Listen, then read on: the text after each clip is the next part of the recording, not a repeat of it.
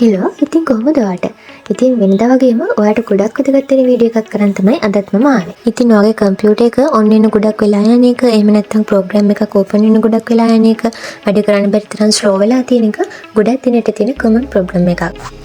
ඉතින් ඒකට කරන්න පුළුවන් සොලියුෂන්ස් ටිකක් තමයි අද මම මේ වීඩියෝ එකෙන් ඔයාලට අරන් ආවේ. ඉතින් ඔයාලට මේ වගේ ගොඩක් වැදගත් වීඩියෝස් තවත් බලන්න අවශ්‍ය නම් මගේ channel එක subscribe කරලා තියාගන්න.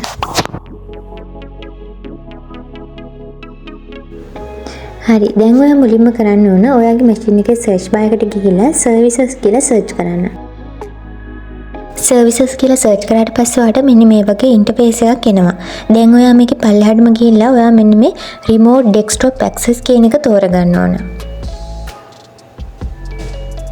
හරි මෙන්න මෙතන තියෙනවා remote desktop access කියන එක.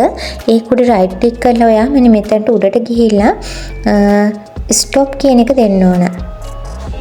මේකේ මම ඒක දීලා තියෙන නිසා තමයි මේ ඔප්ෂන්ස් ටික disable වෙලා තියෙන්නේ. ඉතින් ඔයා මුලින්ම කරන්න ඕන මෙතන stop කියන එක click කරන්න ඕන. ඊට පස්සේ properties වලට ගිහිල්ලා මෙන්න මෙතන service type කියන තැන ඔයා මෙතන disable කියන එක දෙන්න ඕන.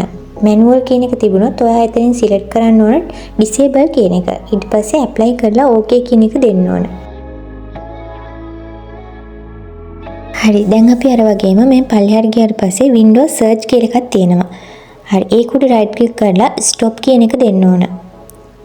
හරි ඊට පස්සේ stop කියන එක දීලා ඊට පස්සේ අපි කරන්න ඕන properties වලට ගිහිල්ලා service type එක කලින් වගේම disable කියන එක දෙන්න ඕන. හරි ඒකත් apply කරලා okay දෙමු.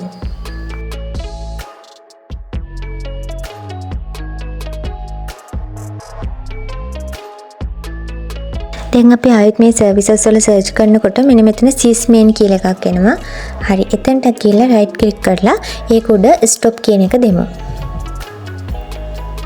ඒක දුන්නට පස්සේ නැවතත් අපි properties වලට ගිහිල්ලා system service type එක අර කලින් වගේම disable කියන එක select කරලා දෙමු.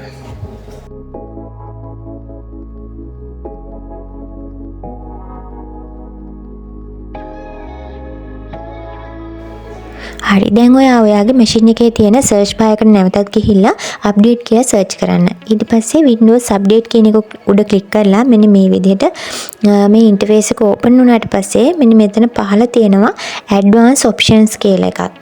ඒක උඩ ක්ලික් කරන්න. හරි ඊට පස්සේ මෙන්න මෙතන ටික් ඔන් වෙලා තියෙනවා නම් ඒ ඔක්කොම ඔයා ඕෆ් කරන්න ඕන. ඉතින් මගේ ඒ ටික් එක ඕෆ් කරලා තිබුණේ දැන් මම ඔන් කරලා පෙන්නුවා. දැන් මෙතන ඔයා කරන්න ඕන මේ ටික්ස් ඔක්කොම ඕෆ් කරන්න ඕන. හරි ඊට පස්සේ delivery optimization කියන එකට යන්න.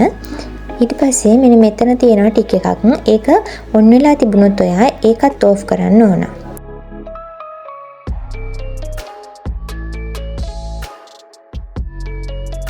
දැන් ඔයා ඒක ක්ලෝස් කරලා නැවතත් මෙතනට ගිහලා සර්ච් කරන්න startup කියලා. startup කියලා සර්ච් කරාට පස්සේ startup apps කියලා එනවා. ඒක උඩ ක්ලික් කරාට පස්සේ මෙන්න මේ වගේ මැෂින් එක ඔන් වෙනකොට start වෙන්න ඕන apps ටික ඔයාලට මෙතනින් select කරන්න තියෙනවා.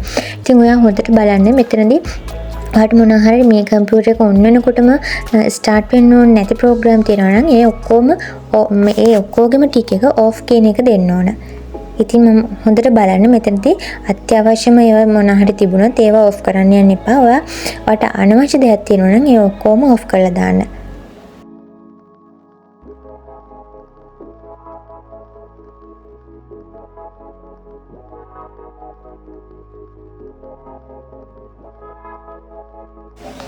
හරි මෙන්න මේ විදිහට මම ඔයාලට කියලා දුන්නු මේ මෙතඩ්ස් ටික ඔයා කරලා බලන්න.